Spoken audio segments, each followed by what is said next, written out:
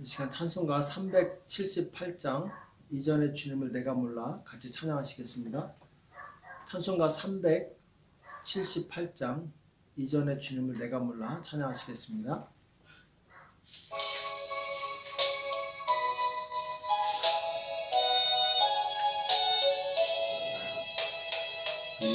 이전의 주님을 내가 몰라 영광의 주님을 비방했다. 지극한 그 은혜 내게 넘쳐 날 불러주시니 고마워라. 나 받은 달란트 얼마론가 나 힘써 그것을 남기어서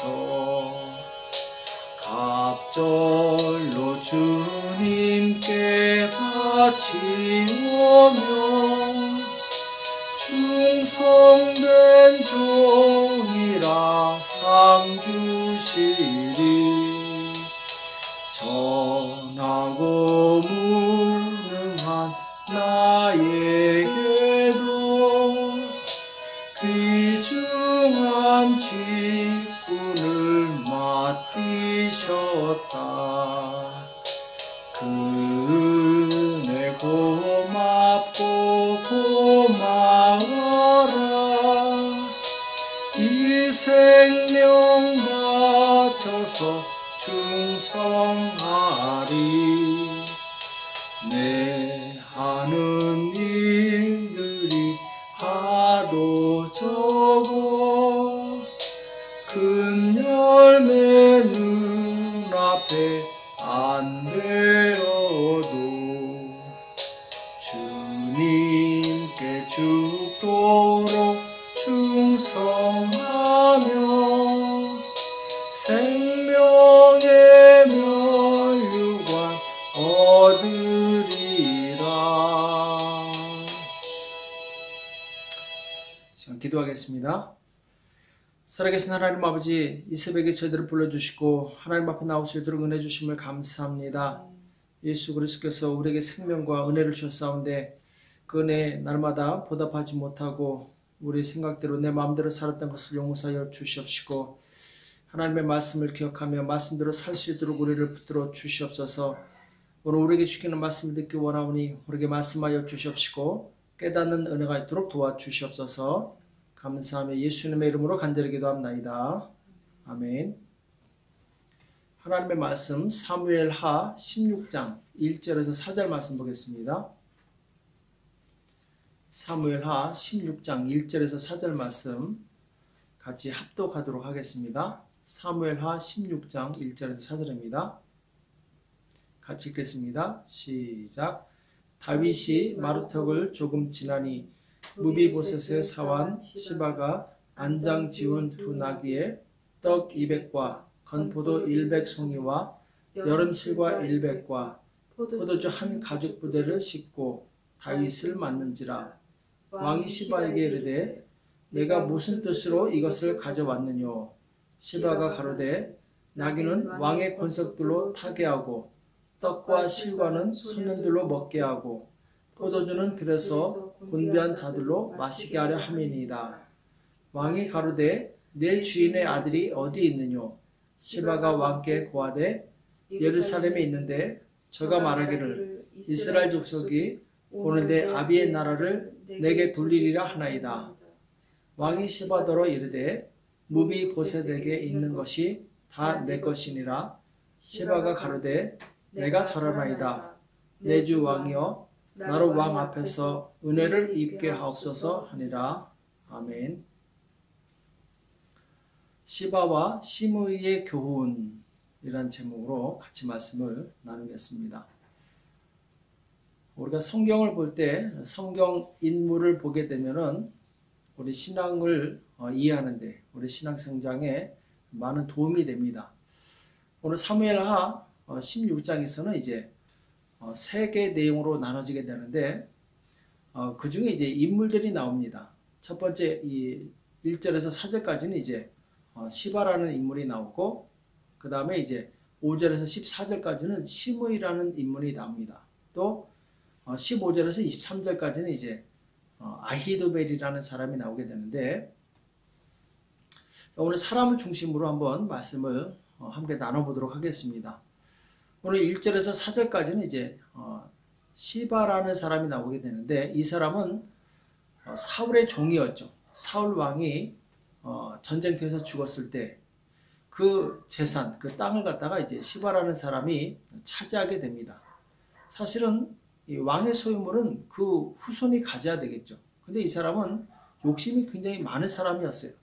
자기가 그 땅을 차지하게 됩니다.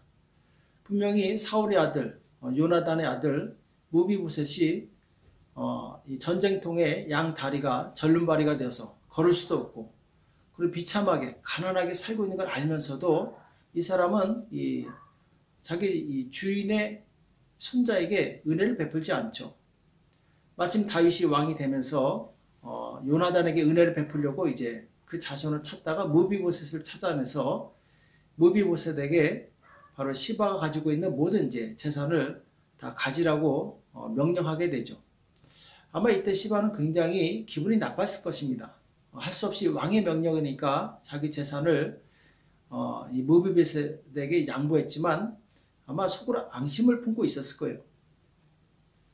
자, 그런데 이제 압살롬이 반란을 일으켜서 다윗이 예루살렘을 떠나 도망가고 있을 때 이 시바라는 사람은 즉시 오늘 말씀처럼 나귀에 떡 200과 건포도 100송이 그리고 여름실과 100, 포도 한 가죽 부대 그야말로 아주 풍성하게 먹을 것과 이 나귀를 싣고 이 다윗에게 나오게 되죠. 그러니까 다윗이 물어봅니다. 내가 무슨 뜻으로 이것을 가져왔느냐? 무슨 뜻으로 이것을 가져왔느냐? 사실 다윗의 입장에서는 조금 이해가 되지 않았을 거예요. 이 사람이 무슨 의도로 왔는가? 이때 시바는 이제 왕을 위해서 왕이 지금 힘든데 왕의 이 권속들을 위해서 이렇게 많이 준비했습니다. 이렇게 이제 얘기를 하게 되는데 사실은 이 시바는 이 목적을 가지고 온 거예요. 빼앗겼던 자기 재산을 다시 되찾으려고 지금 다윗을 속이고 있는 거죠. 자, 다윗은 이 시바가 이렇게 많은 이 물질을 가지고 왔을 때 지금 의심한 대로 무슨 뜻으로 이것을 가져왔느냐 생각을 해봤어야 됩니다. 그런데 다윗도 자기에게 좋으니까 지금 이 판단력이 흐려진 거예요. 원래 성경에서 뇌물은 판단을 흐리게 한다고 그랬죠. 오늘 이 풍성한 물질을 보고 다윗은 판단이 흐려져서 이 시바가 무비보셋이 이 왕을 배반하였나이다 이렇게 얘기했을 때 이것을 그대로 받아들이게 됩니다. 이것이 바로 뇌물의 힘이죠. 그러면서 다윗이 무비보셋이 가졌던 모든 이 재산은 다 너의 것이다 이렇게 얘기를 해줍니다. 그러니까 이제 시바가 그제서야 나를 왕 앞에서 은혜를 입게 하옵소서 하면서 이제 감사하는 내용이 나와요. 그 목적이 이루어진 거죠. 근데 사실은 무비보셋이 왕을 배반한 것이 아니었죠. 나중에 왕이 이 전쟁에 승리하고 예루살렘에 돌아갔을 때 무비보셋은 왕이 떠난 그 후로 한 번도 씻지 않고 이 근신하면서 왕이 돌아오기를 간절히 기다리고 있었습니다. 너는 왜 나를 따라오지 않았느냐? 그랬더니 내가 안장에 이 짐을 지고 떠나려고 했더니 시바가 그냥 떠나버렸다고. 자기는 양쪽 다 절름발이기 때문에 걸을 수가 없는 거죠. 그제서야 다윗이 내가 실수했구나. 너하고 시바하고 이 땅을 반으로 나눠라. 재산을 반으로 나눠라. 이렇게 했더니 무비보셋은 아닙니다. 왕이시여. 다 가져가게 하옵소서. 나는 왕이 나를 불러서 한 상에 먹게 해준 것만 해도 정말 감사한 일입니다. 하면서 이제 모든 재산을 양보하게 되죠. 자, 이것을 볼 때 무비보셋은 굉장히 선하고 아름답고 겸손한 사람이라는 것을 알 수 있죠. 근데 다윗은 이것도 모르고 한 사람의 말만 듣고 의인을 고통스럽게 한 거예요. 의인의 재산을 다 엉뚱한 사람에게 내어줘 버리게 된 거죠. 그래서 우리는 항상 한 사람의 말만 들으면 안 됩니다. 뭐든지 속히 결단하면 안 돼요. 판단하면 안 돼요. 바로 다른 사람의 말도 들어보고 그 뒤에 판결을 해도 생각을 해도 늦지 않습니다. 그런데 우리는 그럴듯하게 말하는 사람, 특히 나에게 어떤 이 재물을 제공하면서 이익을, 혜택을 주면서 얘기하는 사람의 말에 우리는 귀를 기울이게 돼 있어요. 그러나 그것은 반드시 문제를 일으킬 수 있다는 것을 기억을 해야 됩니다. 오늘 시바라는 사람은 자기 이익을 위해서 거짓말을 하고 그리고 그 대가로 이 자기의 재산을 다시, 자기 재산도 아니죠. 재산을 다 빼앗아오게 됩니다. 이것은 바로 이 다윗이 실수한 것이죠. 그래서 항상 우리는 한 사람의 말만 듣지 말고 또 이 속단하는 일이 없도록 해야 됩니다. 끝까지 잘 살펴서 결정을 내려야지, 그렇지 않으면은 실수하게 되고 그리고 정말 의로운 사람을 정죄하는 그런 우를 범할 수가 있어요. 자, 두 번째로 이 시므이라는 사람이 나옵니다. 다윗이 도망갈 때 이 시므이라는 사람이 티끌과 돌을 던지면서 이 다윗을 저주하는 내용이 나옵니다. 비루한 자요, 비루한 자 하면서 막 저주를 해요. 왜 그러냐? 이 시므이라는 사람은 이 사울 집안의 사람이에요. 이 사람은 사울이 몰락하면서 아마 가난하게 됐거나 이 주류에서 밀려났겠죠. 그런데 다윗이 워낙 강성하니까 함부로 평상시에는 말을 못하다가 다윗이 쫓겨나니까 그제서야 이제 막 돌을 던지면서 저주하는 내용이 나옵니다. 그러니까 이 사람은 아주 비겁한 사람이었어요. 상대방이 힘이 있을 때는 가만히 있다가 힘이 약해지니까 그제서야 그 사람을 비난하고 욕하게 됩니다. 원래 비겁하고 그리고 이 믿음이 없는 사람은 강한 자에게 약하고 약한 자에게 강한 그런 이제 습성을 가지고 있습니다. 시므이가 바로 그런 사람이었어요. 자, 그런데 여기와 대조되게 이때하고 후세라는 이 사람이 뒤에 나옵니다. 이때는 가드 사람이라고 나와요. 가드는 이제 블레셋 진영에 속한 곳이죠. 그러니까 이 사람이 이스라엘로 망명을 해왔어요. 이때라는 사람은 지금 다윗이 왕이 됐든 압살롬이 왕이 됐든 어쨌든 실세를 붙잡는 것이 자기에게 유리하죠. 자, 그런데 다윗의 인품과 그리고 신앙에 매료가 돼서 이때는 이 다윗을 쫓아갑니다. 다윗이 너는 어찌하여 나를 쫓아오냐 했을 때 이때는 하나님께서 당신과 함께 하시는데 내가 당신께 충성을 다하겠습니다. 이렇게 고백을 하죠. 이 다윗을 굉장히 감동을 시킵니다. 자, 자기 민족도 자기를 배반하는데 이 타민족인 이때라는 사람이 자기를 위해서 이 충성을 다하는 거예요. 나중에 이 다윗이 압살롬과 전쟁할 때 이때는 바로 이 대장군이 되어서 요압과 같이 압살롬과 싸우는 아주 큰 공을 세우는 그런 사람이 되죠. 또 후세라는 사람도 이 다윗의 친구이면서 모사인데, 자, 다윗이 곤경에 빠졌을 때 울면서 옷을 찢으면서 다윗을 따라옵니다. 이 다윗이 바로 나를 위해서 그러면 압살롬에 가서 첩자가 되어서 그 정보를 나한테 알려달라고 이렇게 이야기를 하게 되죠.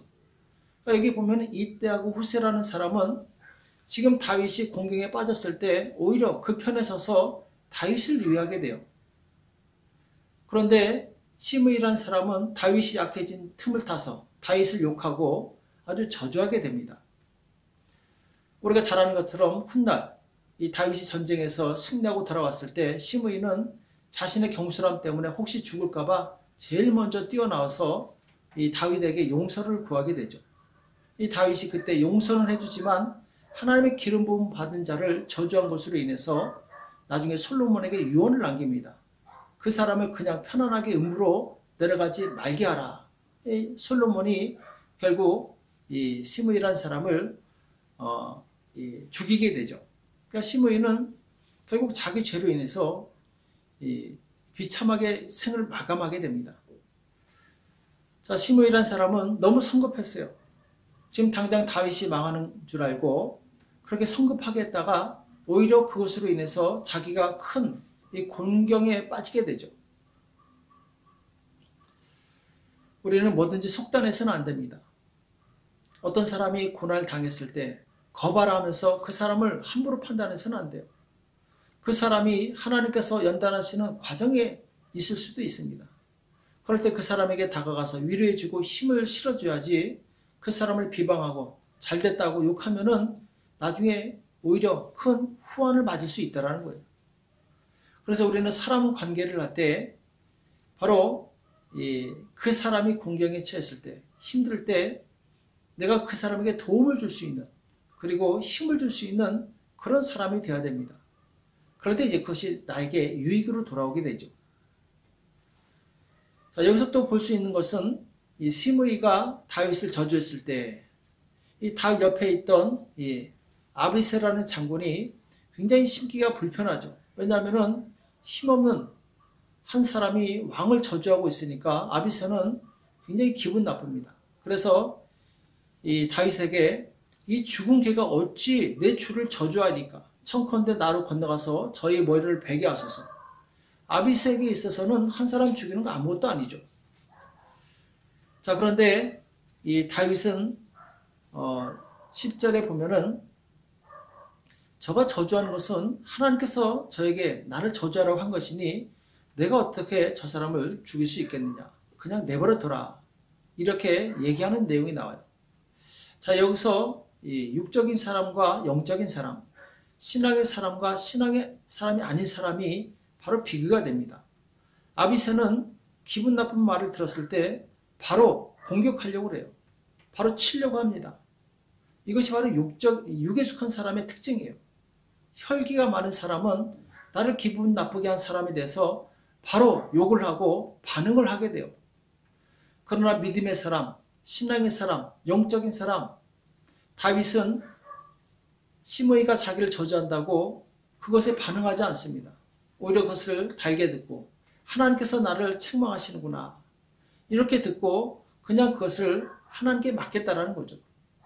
그러면서 신앙의 고백을 하게 되는데, 저가 나를 저주한 까닭에 하나님께서 나중에 선으로 나를 갚아주실 것이다 이렇게 고백을 해요. 자, 이것이 정말 놀라운 믿음의 고백입니다. 누가 나를 저주했을 때 우리는 저 저주로 인해서 하나님께서 나에게 선으로 갚아주시겠구나 하고 감사하는 믿음을 가질 때 그 사람은 정말 하나님께서 기뻐하시는 믿음을 가진 사람이겠죠.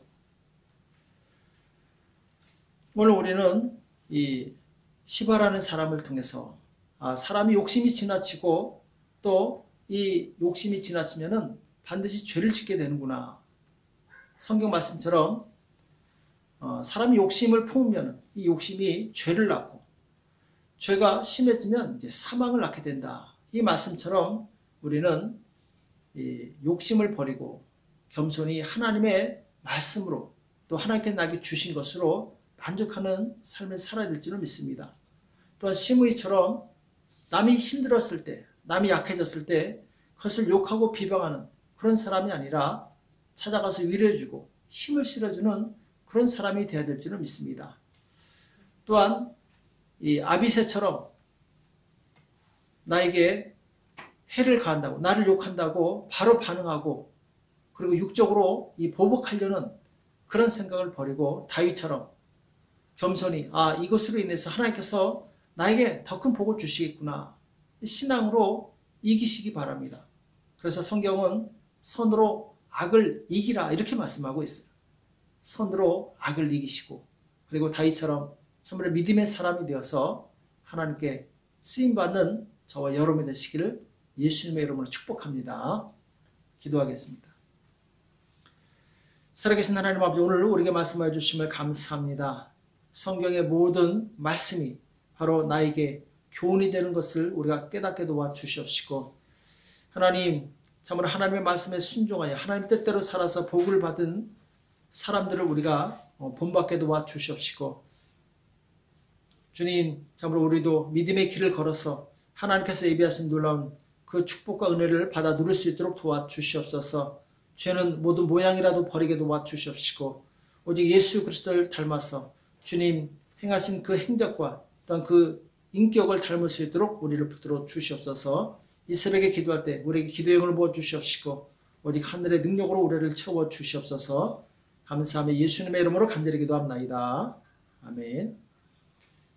이 시간 기도하실 때 오늘 받은 말씀처럼 하나님, 내가 하나님의 말씀대로 살 수 있도록, 겸손할 수 있도록, 진실할 수 있도록 나를 붙들어 달라고 기도하시고, 또 지금 코로나 바이러스가 빨리 종식되어서 경제가 회복되게 하시고 자유롭게 이동할 수 있도록, 예배드릴 수 있도록 도와달라고, 그리고 정부와 의료진을 위해서 기도해 주시고, 또 사랑의 교회를 위해서 이 시간 합심해서 간절히 기도하겠습니다.